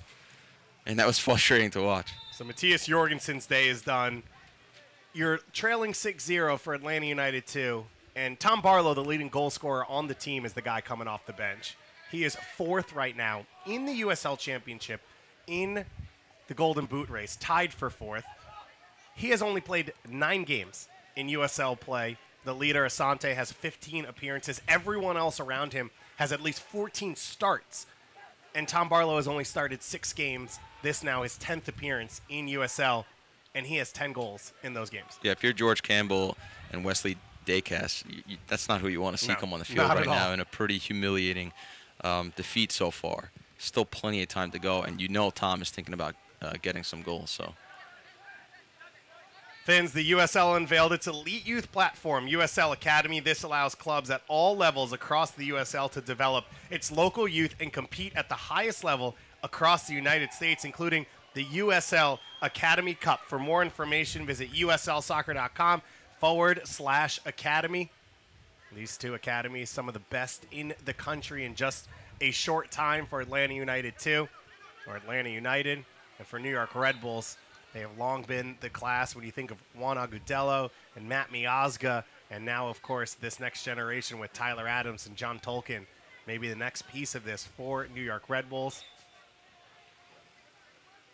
When you look at the Red Bull system and the way it plays, it seems like Tom Barlow could be a perfect fit at that forward position. A little more size than what New York's had in the past with, of course, Bradley Wright Phillips. But when you saw when Anatol Obong was on the team, the added threat he brought. But Barlow has the speed, the work rate, the ideas, to help the press system as well, as Barlow steps over this one for Epps, and Epps can't complete it, and the offside flag goes up. Yeah, in my personal opinion, I always like to see I guess you would say your number 9, your main striker, especially if you're playing with one striker, be a big guy that brings a presence.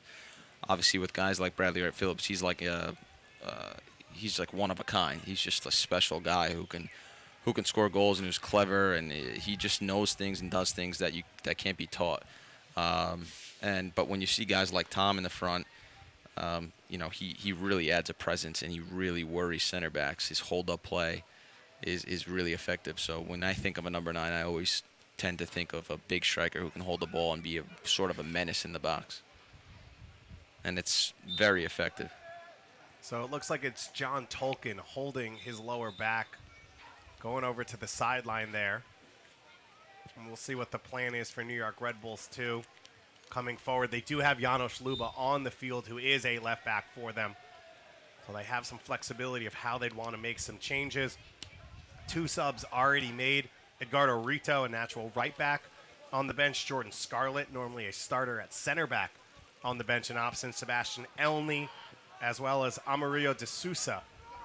So a few options, a few different ways Coach Wolenek can go here, leading 6-0 at MSU Soccer Park. Tom Barlow puts the pressure on.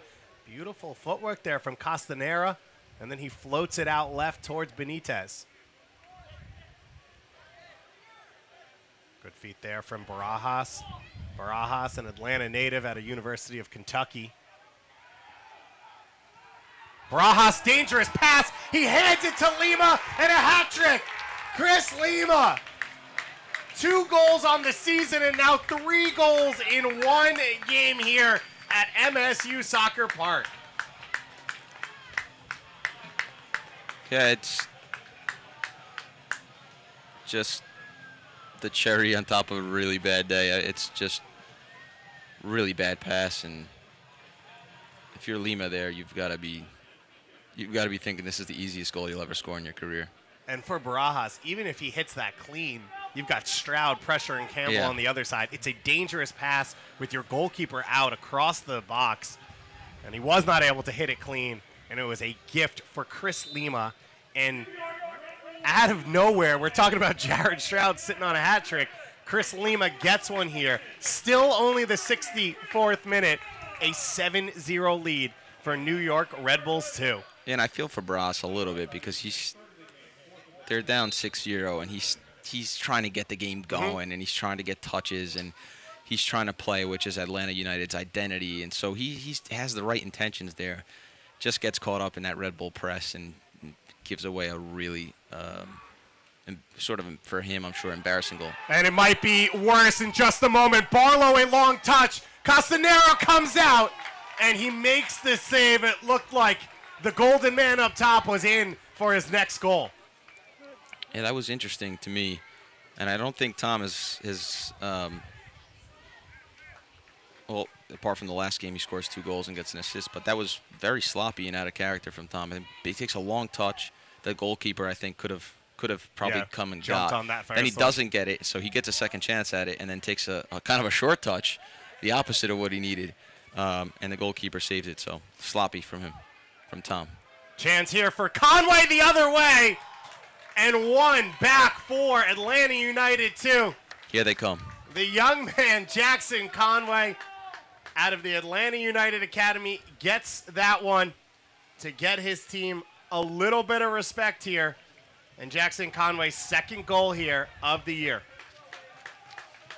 Yeah, the Red Bull United 2 defense just left wide open there. And they sort of take a page out of Atlanta United's 2 defending there and just leave them wide open. And it's still a very good finish. Jackson Conway, still just 17 years old, on that Atlanta United 2 squad. And he gets them a little bit of respect here. Conway handled that one exactly how you'd want your center forward to handle it. Had basically a goal per game rate at the academy level for Atlanta United. It's been, of course, tougher sledding, playing up now in the USL Championship. Conway, an Atlanta native, but was born in Leeds, England. Oh, wow. That's interesting. There you go. Leeds is a great place. If you haven't been, I have never been. If you haven't been, it's a really fantastic place. And the best part about it is the people that live there. They're hardworking people, and they love their soccer, and they love who they are, and they're very, very proud people. So they always make you feel at home there, and it's a really good place to watch good soccer. And the city's fantastic. It's really good restaurants and good places to go. So Leeds is a awesome little place, one of my favorite places. And now they've got Bielsa to add on top of all of that. Yeah, and last season I had the pleasure of playing with Federico Higuain and Gaston Sauro, 2 Argentinian guys.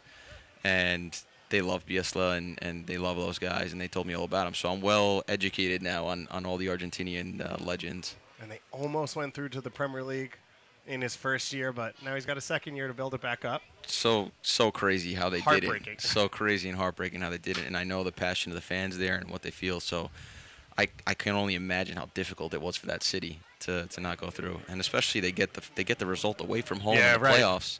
And you went up then in the second leg at home. Yeah. And then it all fell apart right at the end of the first Derby half. County ended up beating them and actually going on to lose in the final. But really surprised that Leeds didn't get through the Premiership. I thought this would be the year for them. So Laurent Kissadou will come on here, substitute on for Brandon Claggett, who made his professional debut here today. Claggett going off, it looks like, with a little bit of a knock, and not an easy day to make your pro debut at right back in a game that you lose 7-1, but you got to think it can only go up from here. Yeah, it's not one I'd want to play in. Certainly not. I mean, that's just the truth. But it still is an opportunity for you to get your fitness in, get your touches in, and maybe prove something to your coach. Kissadou coming on, a good young player, one of the best chance creators on this team for Atlanta United. 3 assists this year, 4 goals last year for Atlanta United too. Originally out of Divo, Cote d'Ivoire, but raised in the Atlanta area. One of the young players coming through this academy that Atlanta is very excited about. John Tolkien has lived up to the excitement and expectations here today for New York Red Bulls. And it'll be interesting to see for him as the tests now change when you look at a Memphis squad of players like Mark Birch, who are 30, 32 years old, experienced MLS, USL guys. It's a whole new test rather than playing against young, talented, but up-and-coming players. Yeah, and what a good experience to play against such a different group of players, and players that are older and more experienced, and then you get the young guys who can run all day, and they're physical and strong. These are all great experiences to be a part of as you build your own sort of war chest or experiences to become a better soccer player. Select is the official ball supplier of the USL Championship and many of the finest leagues in the world. Since 1947, Select has been the leader in soccer ball quality and innovation. For the latest Select products and special offers, please visit selectsportamerica.com. In the heart of summer now, so make sure to go out and get your balls, because then you can go out and learn to be players like this. Little kick out. And this is one of those moments in a game like this, as you said, against Aalborg. There's frustration on one side. Yeah. You don't want anything silly to happen between these two teams as guaranteeing the result. But at 7-1, you have to think New York Red Bulls still has a decent shot of coming away with a victory here.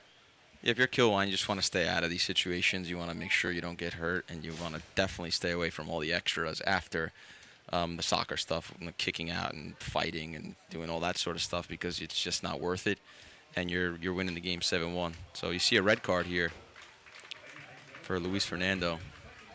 So Luis Fernando, he picked up a yellow card in the first half, and he picks up his second yellow card here in the 70th minute.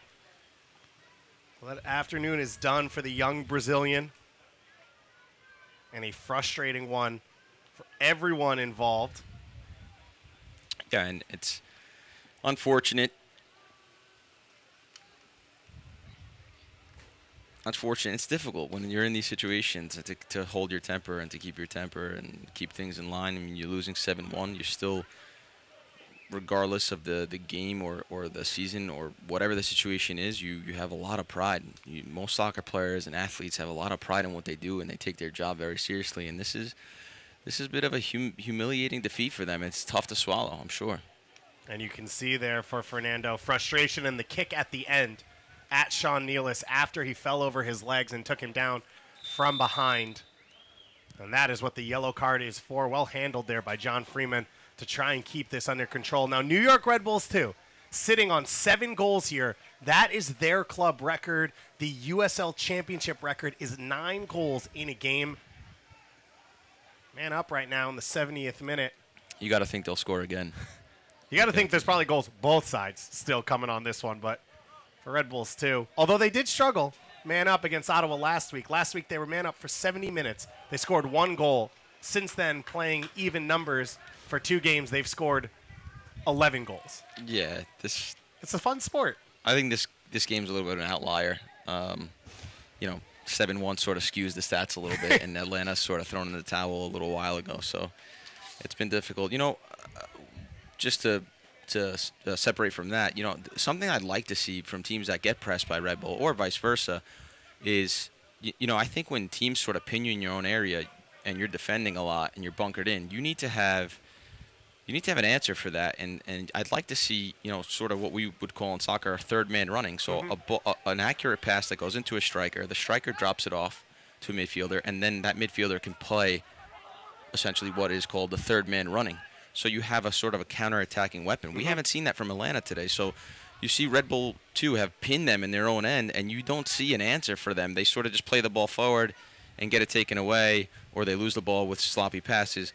But you'd like to see them play it into a striker, drop it off, and then get that third man running so that if Red Bull 2 want to press you and push you into your own end, you sort of can hurt them on a counterattack. You don't see enough accurate, dangerous counterattacking plays from Atlanta United 2, which is a little bit strange because Atlanta United are very dangerous on the counterattack. Especially when Miguel Almiron was with them last year, as now New York Red Bulls 2 looking to make it even more. The flag stays down. It's alive here for Epps. Epps now gets to the end line, clips one to the far post, touched by Castanera, and now cleared by Wyke, but only as far as Tolkien. Stroud trying to get past Riley there, and Riley wins the ball cleanly. So still a little bit of bite in this game between these two teams. So when you're talking about, you're saying, let's say Conway's the center forward. Yeah. Andrew Carlton coming underneath would be that third runner. No, so if Conway was the forward, the ball would go into Conway. Conway would lay it off to Carlton, and then Carlton would, let's say, in a perfect world, one-touch pass it to a third man running through. The opposite winger or the number 10, whoever it is. Exactly. And when you have that sort of danger, or even in some sense, it could be Conway dropping the ball off, spinning, and getting the pass from Carlton and threatening that back line that's a little bit open and a little bit high. I think that's the way you hurt a team that's sort of pinning you in, a team that's very good. Because so often we see once people break lines, then they want to possess and control play a little bit. As Barlow's in and running here, Castanera once again equal to the Wisconsin alum. He is not in the mood to let Barlow get that one extra goal. And if you look back at that play, if you're a striker and you're a young kid or you're any soccer player, watch Tom Barlow's run there and watch his positioning. He's on the weak side of the center back there. That's really hard to defend against, and that's the right position. A lot of times as a striker, you get too eager and you want to run and you want to make that run, and you end up running either in front of the defender or you run yourself into the corner away from the goal and essentially outside the 18-yard box. So if you watch Tom there, he stays very central, he stays patient, and he stays on your weak side. That allows him to get chances that are more direct and more within the 18-yard box, and it's a big part of what makes him more dangerous than a lot of strikers. And one of the things, as you see, preparing right now, Amardillo Jr., the Brazilian on loan from Red Bull Brazil, to come on here. One of the things you hear, especially around Red Bull, with a guy like Bradley Wright Phillips, is the ability to run between the center backs to find those gaps. As Barlow can't get on the end of that one, George Campbell gets there first, puts it out for a corner kick. But that danger in that space where everyone thinks maybe it's someone else's assignment, that's where you find the chances. Exactly. I mean, on that weak side, and sometimes it seems as if you're running less and you're doing less because you're on the weak side. But Brad does it fantastic. You know, Brad knows when to run across, and he knows when to go on your weak side. And not the fastest player in the world, but because he's anticipating in that step, he tends to beat players to the ball a lot. Who's this, Brad? Mm-hmm. Brad is so fast. Is he? Oh my God, he's so scary fast. Ball knocked down here by Nealis. Deceptively fast. It's unbelievable. I've watched him play soccer for many years. I've seen him win a ton of foot races, but you don't see him as a speedster. Yeah, I think as he's gotten older, he's more clever about the way he runs and when he runs. But I'll tell you, he has a deceptive quickness about him and a deceptive speed about him. I think it adds to why he's so dangerous. You know, I think defenders think they have him, and then he's gone. And, of course, build-wise, doesn't look like a sprinter for Bradley Wright Phillips, but has it clearly in his back pocket just in case he needs it. Absolutely. It's one of his sneaky attributes that he has. And the greatest goal scorer in New York Red Bull history, one of the best goal scorers in Major League Soccer history. Bradley Wright Phillips, a club legend. I actually was playing over in England when he was over in England for a while as well. And there's a misperception about that he only scored goals in the MLS. I mean, he scored a lot of goals in England as well at a lot of different levels. And he's just a traditional, proper goal scorer. Really dangerous guy in the box. And it comes from one of the greatest goal scorers in Premier League history, and Ian Wright has been passed down. So John Tolkien's afternoon is done as we get our hydration break. Your first time to see him in person, what's your reaction? What will you tell people that ask you what John Tolkien looks like? I mean, he looks like exactly what John described him as. Well-rounded, intelligent player with a lot of quality with the ball. He can see plays coming. He makes the right pass a lot of the times. The one thing I'd have liked to see today was him be challenged more defensively, because that would be the question mark I have with a guy that's so talented with the ball. Can he defend? Can he tackle? Can he defend? And he really wasn't put under that pressure today. But awesome appearance from him. You see his assist here to Nealis. Really good stuff. Accurate, intelligent player. So Nealis scores there. That was the third goal in a span of just 4 minutes. The quickest span for 3 goals in New York Red Bull 2 club history. This fourth goal in the end of the first half. Then Lima starts the second half with that tap in. Epps takes this penalty kick, which he talked Stroud and Lima out of, who are both sitting on a hat trick. But then Lima got his gift anyway. This one from Barajas. Lima's able to walk it into the back of the net, and he gets a hat trick. Stroud's got 2 goals. Marcus Epps with the lone goal, as well as Sean Nealis on the flip side. Jackson Conway in the 65th minute. The lone strike so far for Atlanta United 2 in this one. It was 3-1 in Atlanta in favor of New York Red Bulls 2. They have more than doubled it up here in this second matchup, the final time these two teams will see each other in 2019. David Goss and Mike Grella with you here. 86 degrees on the thermometer, but a real feel of over 90 degrees here. And fortunate for the players, as the shade at least gives them a little comfort out on the field. And 120 in the booth. Me and Mike Grella probably don't have a ton of juice left in us to make some sprints here in the final 15 minutes, but we'll be happy to watch these young players do it. Probably a fight right now for everyone on Atlanta to play right wing and for everyone on New York to play on the left side, as Reese Buckmaster's just baking out here in the sun. Yeah, there's got to be at least a 15-degree difference between the two. Barajas chasing that one. Buckmaster steps in. The Hoosier wins it. And now Epps a chance to go the other way. New York Red Bulls 2 now sitting on 7 goals. Man up after the red card for the second yellow to Luis Fernando. 7 goals.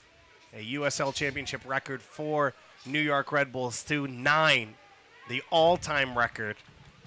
And it looked like Tom Barlow had a chance to get them there once or twice, but hasn't been able to put one away. I guess if you're going to struggle with finishing, this is the game for New York Red Bulls 2 for him to do it. Yeah, absolutely. This game is finished. It's been done for a little while now, but there's still plenty of time, and they could get to that record. It wouldn't be crazy. There's 10 minutes left, and they could still get to that 9-goal record. However, the game has slowed down a little bit. So New York Red Bulls 2 will move into second place. Sitting in fourth right now is North Carolina FC. You can tune in to their game Wednesday night on ESPN3, 7 p.m. North Carolina FC looking to stay in touching distance with the top of the East. They host newcomers Loudoun United as they look in their first season to continue towards the playoff push. 7 p.m. that one, July 17th on ESPN3, your Wednesday night USL Championship game of the week. Barajas dragged down there, so a free kick coming. Do you think these players on the field know anything about all-time goals scored? Did you hear about stuff like that when you were in games? No, I didn't really know what was. I just wanted to win, and I had as a soccer player, I think a lot of people that are kind of neutral soccer or don't watch soccer too much. I know from speaking to my dad, who he thinks he's a soccer guy, but he's always like, he doesn't understand. A lot of people don't understand. You go onto the field with so many responsibilities. There's so many things that you worked on during the week, and so many things your coach wants you to do positionally. And mentally, and then set piece wise, and so I didn't have any room to know what the records were or anything. Thinking like about that. shutout streaks and who's sitting on a hat trick and stuff like that. I just think there's not enough. There's not enough room left for all that with all the little responsibilities you have to do. Epps pushes this one wide. Luba coming forward. A turnover in Kisadu, trying to chase it the other way. Kofi recovers possession. New York Red Bulls, too, their third game in a week, and they will move to 2-0-1 on the week as Nealis can't find Buckmaster. So New York Red Bulls, too, a successful run here. You'd think they'd win the 2 home games and maybe struggle midweek on the road against Bethlehem Steel, but it ended up being the other way around, starting it off with a draw and then following it up with 2 goal-scoring explosions in victories against Bethlehem and Atlanta United, too.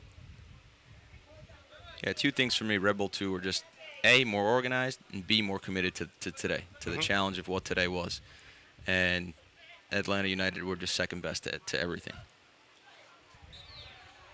Atlanta United 2 winning the national championship at the USSDA level just last year.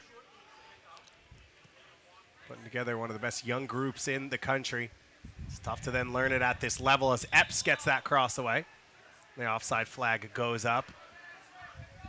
It took New York Red Bulls, too, at least a year to really find their feet at the USL level. 2015 made the postseason, won a game against the Pittsburgh Riverhounds, but then lost to Rochester in the second round. And then 2016, the double, setting the record for goals scored, one of the best defensive teams, set the record for points, victories, almost everything else, and then won the double with the 5-1 win at Red Bull Arena against Swope Park Rangers. You'd have to say between Swope Park and New York Red Bulls 2, the 2 most successful on the field in USL teams of MLS 2 teams since this has come into existence for New York Red Bulls 2. Yeah, so impressive. Such an impressive group, impressive organization, the way they go about their business, the professionalism, the mentality, and a lot of soccer quality. Yellow card shown there to Barajas. And then you look at, well, yeah, maybe it's not all about championships. You want to develop players. Yep. Aaron Long, MLS Defender of the Year. Tyler Adams, U.S. national team mainstay, will play in Champions League this year and was a full-time starter for Red Bull Leipzig when healthy. Tom Barlow, Brian White, Kyle Duncan. You look at all of these players across. Casares as well will be a starter. Sean Davis started with his professional career as well as Alex Muriel with New York Red Bulls too. That one trying to sneak through. A chance here for New York, and that one flashed over the top. But yeah, to think you wouldn't have an opportunity was almost crazy. The percentages are unbelievable of the amount of players that are successfully coming out of here and getting into the MLS. Yep. It's like I've said so many times, this platform is fantastic. And if dangerous turnover here. New York gets one more. Chris Lima, 4 goals on the day. New York Red Bulls 2, 1 off the USL Championship record. I told you, there's plenty of time. And, of course, the defensive midfielder gets 4 goals. What do you call 4 goals? Not a hat trick? I have no idea. I've scored 4 goals once ever in my career. I'm not sure what it's called. Another pretty cheap, really, really cheap giveaway. And a slip there from William Riley, but he was under a ton of pressure. A tough pass from Dylan Castanera to put him under pressure there. And if you're Tom, I think you want that pass. Because I was about to say. If he passes that, I mean, it's a 1,000% goal, right? And if he shoots it, I mean, it's 90%. So you'd like to see him pass it, but Tom Barlow. Still good finish and 4 goals today, so he can do whatever he wants today. He gets to do whatever. Well, the scoring has been plentiful, to say the least, here. And the running of the Bulls this week. Out in Spain, it has been the running of the Bulls here at MSU Soccer Park. New York Red Bulls 2, a club record 8 goals against Atlanta United 2 here on a hot and sunny July afternoon. Currently 1 away from the USL Championship record in a game. Right now, Jackson Conway, the lone strike for Atlanta United 2. It'll be a corner kick to take it. Kisadu will take it. Well, his right-footed service will come in. Don't forget Atlanta United 2 still playing man down here. Luis Fernando, a red card in the 70th minute. At that point, the game was already 7-1. That one's taken short and low. A mistake there off the pass. Carlton able to get it under control for a second. He loses possession. Epps with the through ball now. Stroud trying to chase that one down. He keeps it in. He's got Barlow and Almerdillo running alongside him, looking for the feet of a teammate, can't find it, and well defended in the end by Benitez. Benitez trying to do a little too much, turns it back over. As you would imagine now, it's just super stretched and unorganized from Atlanta United 2. Man down, trailing by 7 goals. Not really a great situation to play organized soccer for this Atlanta United 2 squad.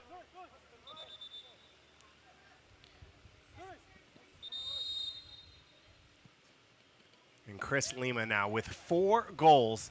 That is a USL Championship record for New York Red Bulls 2 in their 4-year history. 4 goals, the best return for a single player. I saw Brandon Allen sit on a couple hat tricks. Junior Fleming's in his day. Derek Etienne Jr. Stroud close to 1 here today. And Barlow 2 goals midweek, but 4 from Lima. He gets another one. And that one saved easily in the end.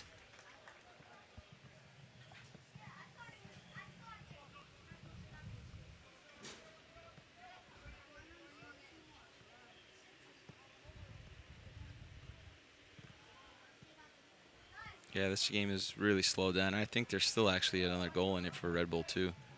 I believe after this performance, New York Red Bulls 2 are currently tied for first in the USL Championship on goals scored as a total team.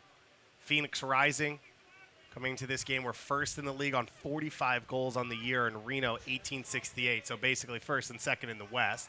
Buckmaster here looking to tie the record for New York Red Bulls 2. Goes to the near post. Stroud gets it under control. Looks for a teammate, and Barlow's shot is saved. Tom Barlow, in a game when goals are plenty, cannot buy one. And now he gets another chance at it. Epps sets him up, and finally he's through, and the offside flag goes up. Yeah, there's a little hesitation in the pass. He saw it a little too late. Sneaky run, but he's offsides. And Tom Barlow puts really good contact in that first one. Just a real striker. He gets in, makes his space for himself, gets the ball on target. Unlucky not to score the 9th. So Tom Barlow first gets the look saved. It was a beautiful save from Castanera, and then maybe Benitez is holding him on there, but... Yeah, I think he's off there. And it's difficult to hold your run there. You're in a really tight spot where you need to kind of move. For Barlow in that Golden Boot race, he has 1 goal that was taken away because the game was delayed for weather against Birmingham. So he scored in the opening 15 minutes on the road in that game. The game was then called off. It'll be restarted from the beginning. So that goal will not count. It's little things, but when you're looking at a Golden Boot race for a title, for a full league, that's a great honor to get, and a little tough for him. Yeah, absolutely. It's tough. I mean, it's always hard to score, and then when you do and it gets taken away for whatever reason, I mean, it just seems a little bit bizarre. Because if you played this game, you're a striker, you know how hard goals are to come by. Carlton looking for the run of Riley. The offside flag will go up. A minimum of 2 minutes of stoppage time here. New York Red Bulls 2, the breakthrough in the 19th minute from Chris Lima, set up by Jared Stroud. And then 4 minutes later, it was 3-0. 3 goals in a span of 4 minutes, all from open play for New York Red Bulls 2. The first half capped off by Jared Stroud in the 39th minute. That one set up by Buckmaster. So 4-0 at halftime. 5 minutes into the second half, Chris Lima got his second of the game. Followed up a few minutes later with a penalty kick earned by John Tolkien, finished by Marcus Epps. And then Lima got his hat trick in the 63rd minute. As Castanera comes out and punches that one away. Conway pulled one back just 2 minutes later to make it 7-1. And then Chris Lima got the 8th goal of the game, his 4th of the day. Both a record for New York Red Bulls 2 in their USL history. The New York Red Bulls 2 leading 8-1 here. Now a chance to just knock it around a little bit. A red card in the 70th minute to Luis Fernando made it a little bit easier for New York Red Bulls 2, although since then they've only scored 1 goal. They're already at 7 going into that. Kilwine's able to save it. The one thing I see with Carlton, who is our star player today for Atlanta United 2, missing a little bit of physicality, I think. I mean, I don't know if it's a result or what, but it definitely gets pushed off the ball a little bit and difficult time holding the ball up sometimes, but definitely a talented player. You can see the skill, you see the quality. Sometimes runs himself into a defender or two as well. Yeah. That timing maybe not quite there as Barlow keeps this ball alive. Epps down the line. This might be the last kick of this game. And if you're the referee, I don't know why you'd put 2 minutes of injury time. I think you just blow the whistle at 90 minutes. I think 2 minutes was friendly, though. After all these goals plus hydration breaks and everything, it could have been longer. And Kofi takes a crack at it. And that might be it for New York Red Bulls 2. A historic day at MSU Soccer Park. They set their franchise record with 8 goals scored in this game. Chris Lima, the center mid, leads the way with 4 himself. He came into this game with only 2 on the season. What a performance for New York Red Bulls 2. They take care of business. Their second win of the year against Atlanta United 2, and they move into second place in the Eastern Conference. Yeah, you know, I thought it would be, with the Heat, I thought it would be a really slow game, and I guess, you know, not a lot of action, and we got the opposite. We got one team really overturning the other one. We get to see 9 goals today, so that's always fun. And there was a bit of intensity to the game for the most part, so it was a good game today. 3 goals in a span of 4 minutes, and Dylan Castanero made a couple huge saves as well. It could have been worse. We'll be back in just a few moments with your post-game wrap-up here on ESPN+. New York Red Bulls 2, the highest-scoring team right now in the USL Championship, and they get it done here today. An 8-1 win over Atlanta United 2. We'll be back in just a moment here on ESPN+.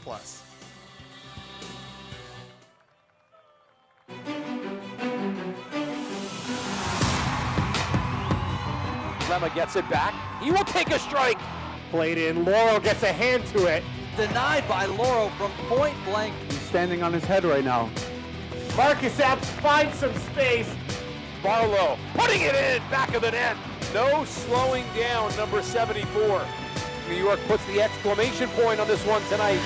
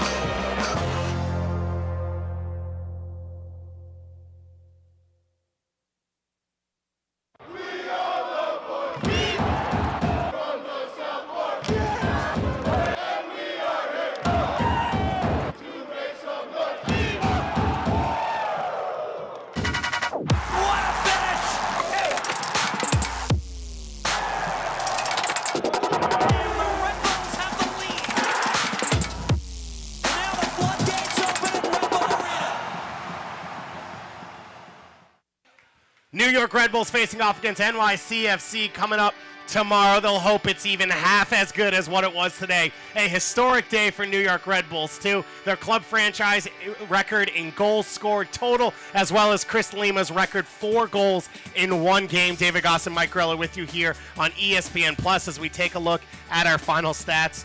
It's pretty obvious. It's pretty overwhelming in favor of New York Red Bulls, too. 21-4 on shots. Your final thoughts? Yeah, there's not too much to say. Nightmare for Atlanta United 2 and an absolute dream for Red Bull United, for Red Bull 2. I think they just dominated the game, and ultimately Red Bull 2 just totally outmatched them. They're just too good for them today. John Wolnick's side now, they have 12 goals scored in the last game and a half of soccer that they've played between Bethlehem Steel and this game here today. They'll try and look to continue it in their next game on the road against Memphis 901 FC. For Atlanta United 2, they will look to bounce back in their next game on the road against Birmingham Legion FC. New York Red Bulls 2 move to second in the Eastern Conference. A historic day. The Red Bulls were on parade, 8-1 against Atlanta United 2. Goals galore at MSU Soccer Park. And here on ESPN Plus, for myself, David Goss, as well as my partner, Mike Grella, and to all of you, thanks so much for taking the time to join us. If you're in the area, the next home game in 2 weeks against the Tampa Bay Rowdies. Have a great one, everyone. This copyrighted telecast of the United Soccer League Championship cannot be retransmitted, rebroadcast, or reproduced without the expressed written consent of the United Soccer League Championship.